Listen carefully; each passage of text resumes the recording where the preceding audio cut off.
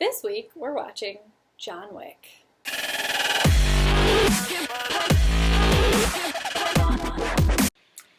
Just watch the preview.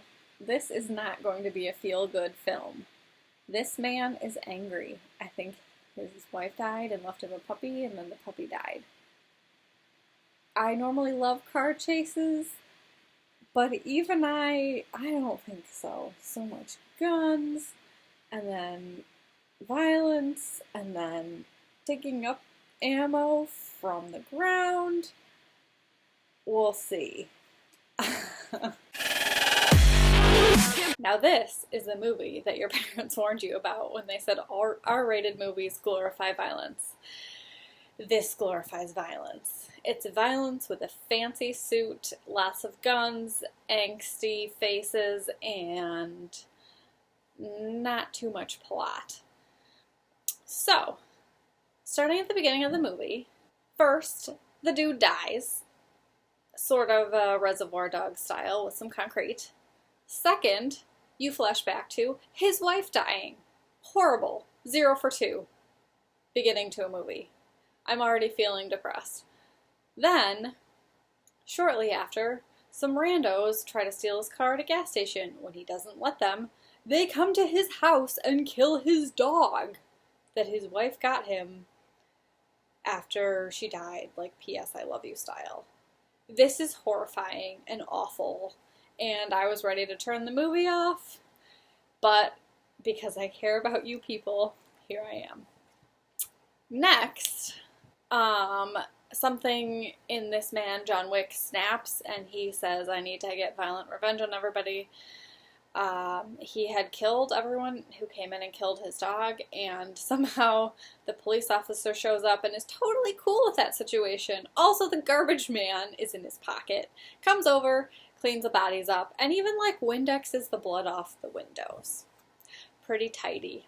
Anyway, then a whole bunch of stuff happens.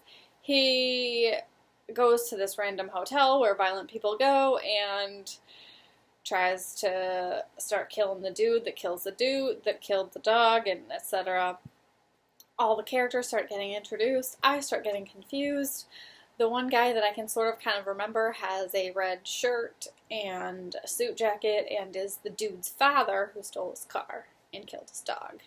That dude thinks his son's really dumb. You kind of throughout the movie aren't sure whether he's like kind of okay with his son getting killed in revenge, but then at the same time you get the idea that he's also trying to protect his son, because duh. Also throughout the movie, he's John Wick and all the other characters are always wearing suits and always doing these crazy gymnastics and like flips and stuff that I would definitely be wearing like yoga pants for, not a suit. And everything is very opulent and wealthy and snazzy and just, yeah, glorifies crime and violence.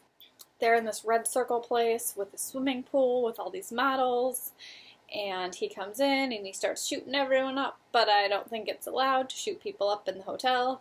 So something else happens. This chick comes in, her name is Perkins. She tries to kill him, but someone else is trying to snipe him from the window, and then they don't end up sniping him. And she ends up bound and gagged, and then a rando other person from the hotel is like set to babysit her, however she kills him. There's a lot of death. And then at the end she also, spoiler alert, gets killed.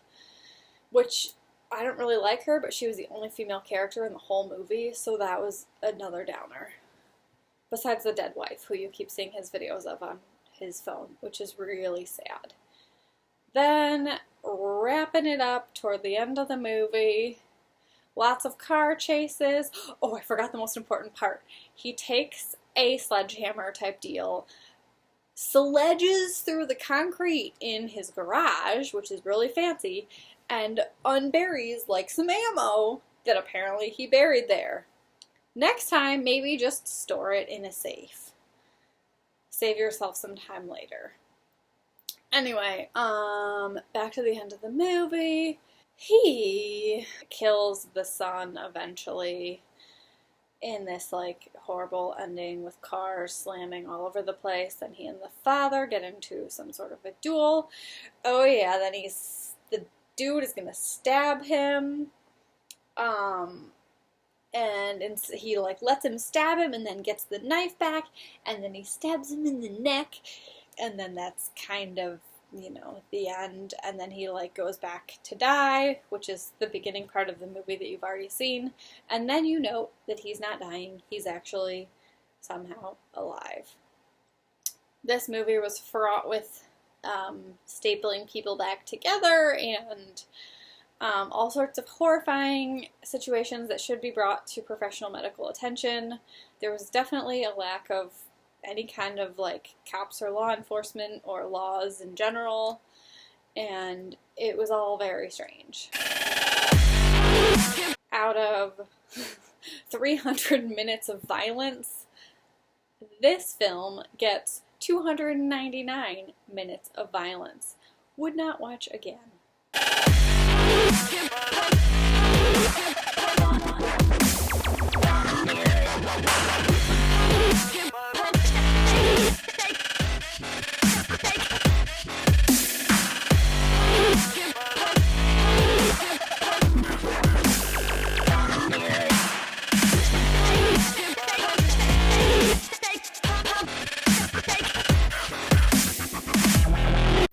If you're enjoying Rachel's recaps, you can like, comment, or subscribe. I'd love to know your thoughts or what movie you would like me to recap next.